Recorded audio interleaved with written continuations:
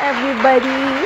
What's up with Doc Nana? It's Chef with Doc this time. And what are we gonna cook today? Today, what did I eat today? Okay, I did a kind ano ba to? Yung, nabubulol ako. Alukbati and saluyot in chicken stew. So, ano siya? Alukbati is a native spinach and very nutritious. Saluyot, medyo slimy siya. Parang okra ang dating niya kapag naluto na siya. Pero dahon yon. Those are leaves. Those are native vegetables na dahon. So, masarap siya. So, I encountered that when I went to La Union. These people are Ilocanos and they serve these things. So, I learned something from them also. But them kasi they put bagoong. It just so happened na I want a different version of it. So, instead of making, are you familiar with tinolang manok or nilagang manok? Now, this time, it's made from alukbati saluyot chicken.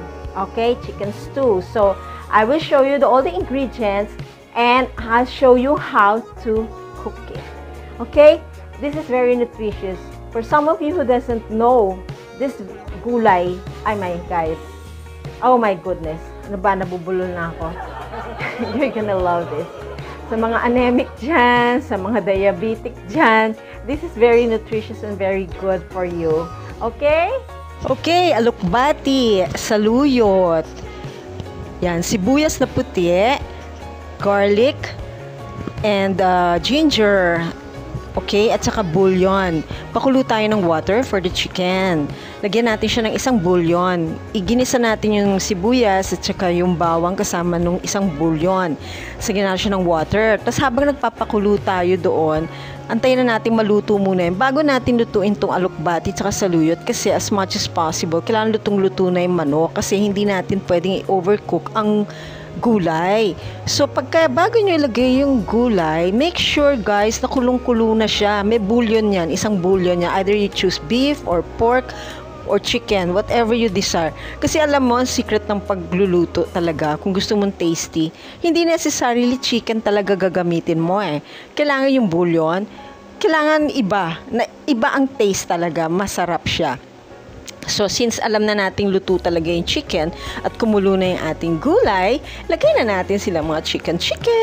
Ayan. Okay, pag kulong-kulo na yan, pero wag masyadong overcook, please. Lalagyan natin siya ng white onions. Importante yung onions. If you notice, guys, I don't put patis, ha? There's not even toyo. Not even asin. Because there is something about the alukbati and the saluyot. Okay? Na bouillon lang is just enough. And then, sa sibuyas, may taste yan na lalabas. And masarap talaga siya. Ayan siya. So, ito na. Pagka na-cook na siya, lagyan natin siya ng pepper. Konti lang. Pero kung gusto nyo maanghang, nasa inyo yun. Okay? Tandaan nyo guys, yung ginisa yung manok, kailangan meron yung luya, ha? May luya, bawang, sibuyas. Okay? Kasi para naiiba yung lasa niya, tapos may bouillon na pinirito nyo yung sinama nyo sa saute yung bouillon. Kasi if you notice yung pagluluto ko before, meron akong pinakita sa inyo yung cooking eh. I don't know if you remember that. So, yun. So, ito na. Pwede na natin i-transfer ito sa Pyrex. At pwede na nating kainin. Ayan na siya. Basta wag nyo lang yung overcook yung gulay ha, guys. Okay. Pina-fast forward ko to kasi hindi ayoko ng mahabang video. Ayan na. Basta pag once na kumulo na yan, okay na yan. Kasi luto na everything, the chicken. Kasi piniluto nyo na yan eh. Pre-cook na yan. So, ito na. Okay. Oh! Ano?